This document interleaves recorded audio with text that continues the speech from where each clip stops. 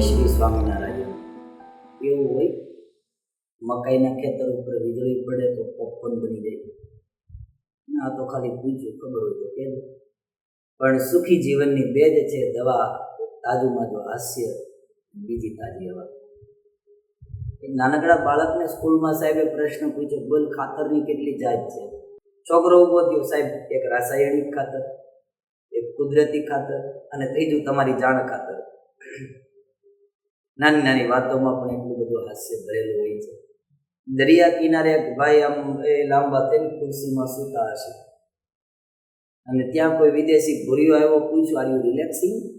તમે આમ આરામ ફરમાવો છો? એટલે આને એમ થયું, મને મારું નામ પૂછે છે કે નહીં, રિલેક્સિંગ નહીં, અમરસિંહ. એ જતો રહ્યો. બીજો ભૂરીઓ આવ્યો, એને પૂછ્યું, આર યુ રિલેક્સિંગ?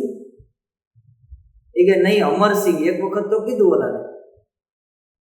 એ ગયો. ત્રીજો આવ્યો, એણે પૂછ્યું, આર યુ રિલેક્સિંગ?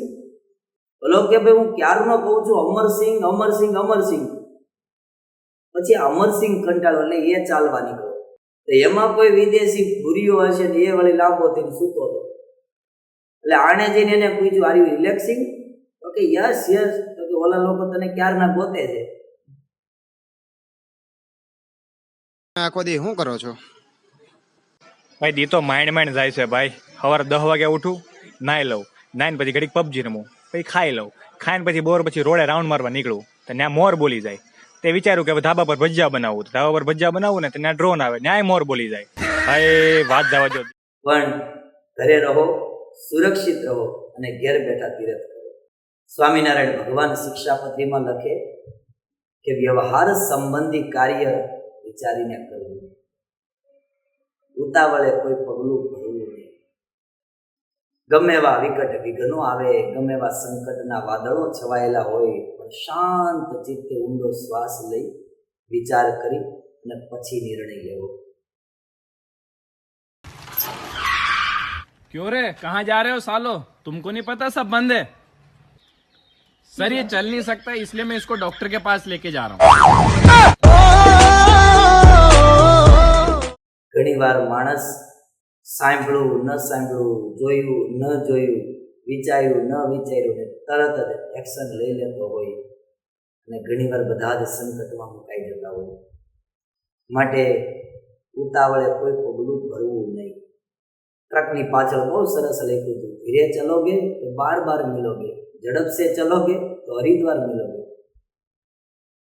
એક ટોકીઝની અંદર એક ભાઈ મૂવી જોતા હતા. ઘડીએ ને ઘડીએ એક બોટલ લે, મોઢા પાસે લાવે, પછી નીચે મૂકે, બોટલ લે, મોઢા પાસે લાવે, નીચે મૂકે. 4-5 વખત આવું થયું એટલે બાજુમાં એક માણસ હતો ને કંટાળ્યો. જોયા જાણ્યા વિના તરત જ બોટલ લઈને ગટગટાવી પી ગયો. અને પછી બાજુવાળાને કે જો આમ પીવાય. પેલો કે ધીરો રે, હું તો એમાં વિમલ ખાઈને થૂકતો હતો. પૂજ્ય ગુરુ મહારાજ કે દેવ કૃષ્ણદાસજી સ્વામી બહુ સરસ વાત કરે કે તમે બહુ હરખમાં હોય ને બહુ આનંદમાં હોવ ને ત્યારે કોઈને વચન ના આપવું, અને બહુ ક્રોધમાં હોય ને ત્યારે કોઈ નિર્ણય ન લેવો. ક્રોધમાં લીધેલો નિર્ણય છે એ માણસને જોખમમાં મૂકી દેતો હોય. પૂજ્ય ધર્મવલ્લભ સ્વામી એક બહુ સરસ દ્રષ્ટાંત આપ્યું. એક રાજા હતા, સુવ્યવસ્થિત રીતે રાજ ચલાવતા, પ્રજા પણ બહુ સુખી, અને દરબારમાં જે કોઈ આવે એ બધાને આવકાર આપતા. નાની મોટી કળાઓ લઈ અને લોકો રાજાને રાજી કરવા માટે આવે, ખુશ કરવા માટે આવે. રાજા એમને આવતા સ્વાગતા સરભરા કરે. એવી જ રીતે એક બ્રાહ્મણ રાજા પાસે આવ્યો, 2 હાથ જોડી નમન કર્યા, વંદન કર્યા. મહારાજાએ પૂછ્યું, શું આવવાનું થયું ગુરુદેવ? બ્રાહ્મણે કહ્યું, મહારાજા મેં એક શ્લોક લખ્યો છે અને વેચવા માટે આવ્યો છું.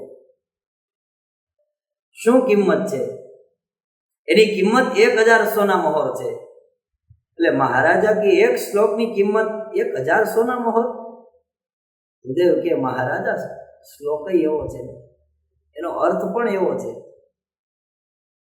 દિલ નક્કી કરી અને 1000 સોના મોહરના બદલામાં એ શ્લોક લીધો ને શ્લોક હતો સહસા વિદધીત ન ક્રિયાન અવિવેક પરમમ પદામ પદ. આ શ્લોકનો અર્થ એવો થાય કે ઉતાવળે કોઈ પગલું ભરવું નહીં, એકાએક કોઈ કાર્ય કરવું નહીં. મહારાજાએ શ્લોક લીધો અને ઓર્ડર કર્યો કે અમારા શયનખંડની દિવાલ ઉપર આને કોતરાવો. એમાં થોડા સમય પછી મહારાજા શિકાર કરવા માટે જંગલમાં ગયેલા અને આ બાજુ એમનો કુંવર ઋષિના આશ્રમમાં 12 વર્ષ સુધી અભ્યાસ કરી અને પરત ફરેલો. એમના મા સાથે એટલે કે રાણીબા સાથે થોડી ઘણી વાતચીતો કર્યા પછી ત્યાં મહારાજાના શયનખંડમાં જ માની સાથે સૂઈ ગયેલો. શિકાર કરી અને પરત ફરતા મોડું થયેલું. મહારાજાએ આવી અને શયનખંડમાં જોયું તો રાણીની સાથે કોઈ પરપુરુષ સૂતેલો છે. મહારાજા ક્રોધાયમાન થઈ ગયા. મારા શયનખંડમાં મારા બેડ ઉપર કોઈ પરપુરુષ, આજે તો મારી નાખું એમ કરી અને તલવાર જ્યાં ઉગામવા માટે જાય એ જ વખતે બરાબર ત્યાં દિવાલ ઉપર કોતરાવેલો જે શ્લોક એ નજરે પડ્યો. રાજા થોડા અટકી ગયો. વિચાર્યા વિના કોઈ કાર્ય કરવું નહીં, ઉતાવળે કોઈ કાર્ય કરવું નહીં. તરત જ રાજાને વિચાર આવ્યો, પેલા જાણી તો લઉં કોણ છે અને પછી મારું. અને જ્યાં જોવા માટે જાય ત્યાં તો પોતાનો જ કુંવર. જમીન ઉપર મહારાજા બેસી ગયા અને આંખમાંથી દળદળ આહુડા જાય કે હે પ્રભુ, આજે મારાથી કેવડી મોટી ભૂલ થઈ જાય. મેં જીવનભર આ ભૂલને ભૂલી ન શકત અને આખી જિંદગી મારે પછતાવામાં જ પસાર કરવી પડત. રાજા એક શ્લોકે મને બચાવી લીધો. માટે વાલા દર્શકો, જે કાંઈ કરીએ શાંતિથી વિચારીને કરીએ. ઉતાવળથી કરેલું કામ અને ઉતાવળેથી લીધેલો નિર્ણય એ ઘણીવાર પોતાને અને પોતાના પરિવારને જોખમમાં મૂકી દેતો હોય. માટે શાંતિથી વિચારી અને ધીરજથી કામ કરીએ. અસ્તુ.